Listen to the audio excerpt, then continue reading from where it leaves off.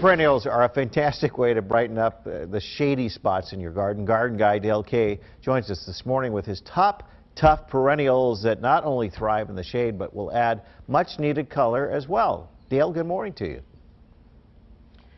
Good morning to you, mate. First off, standing underneath a shade tree on a warm morning like this is just a tonic. We're standing underneath one of my favorites. It's actually a locust tree. There it is right there. And it has these fine kind of dappled leaves. So you get a little bit of sun, a little bit of shade. Great for gardening. Also keeps you cool. My Nana used to call days like today a stinker or a little stinker. This one's a big stinker. Hot, humid weather. So when you're talking about shade, yes, it's great to have it in your yard, but then comes how to get a little bit of color underneath some of those trees in those shady spots. These are my top picks. Jacob's Ladder right here has that wonderful variegated foliage, and then it sports out a nice pretty blue flower, which is really nice in a shady spot. Bleeding Hearts in the back. The flower resembles a very kind of crystal heart-shaped leaf. You're looking at Alba there, that's the white one, and then just the plain Bleeding Heart is a red and white mix of two-tone flowers. Also coral bells, another great plant for getting color into those shady spots.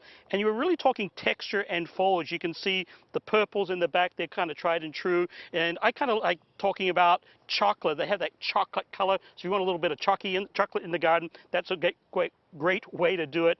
And then also these different colored foliages. They all throw up a nice little very kind of small flower. Hummingbirds actually kind of dig them as well. So great little plant to have in those shady spots because of all those textures and margins in the leaf. Another really an underused perennial or underplanted perennial are all the brennerias. There's this silver frost here that has kind of a silvery hue to it. And then your straight, just false forget-me-not in the back has that variegated leaf. Both of them, again, a blue flower, kind of midsummer. Lady's mantle, just about to explode into blooms. It's got a yellow color there, yellow flower.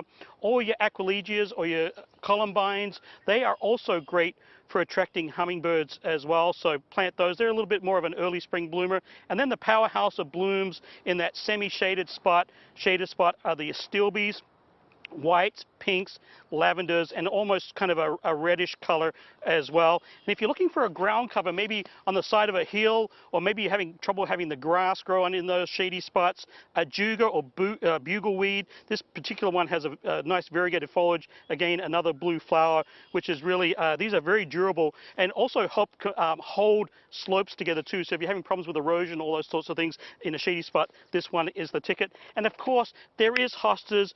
There's lots and lots of them. If you want to have a little hosta glade in your home, this is my pick. I really haven't focused too much on hostas, but there they are. That particular variety is guacamole. It's one of my favorites, slug-free. And of course, a little bit of mulch and a soaker hose when you're having a stinker of a day like today. Your Nana would call it the day a stinker. I bet she called you a little stinker every once in a while, Dale. I'm just guessing.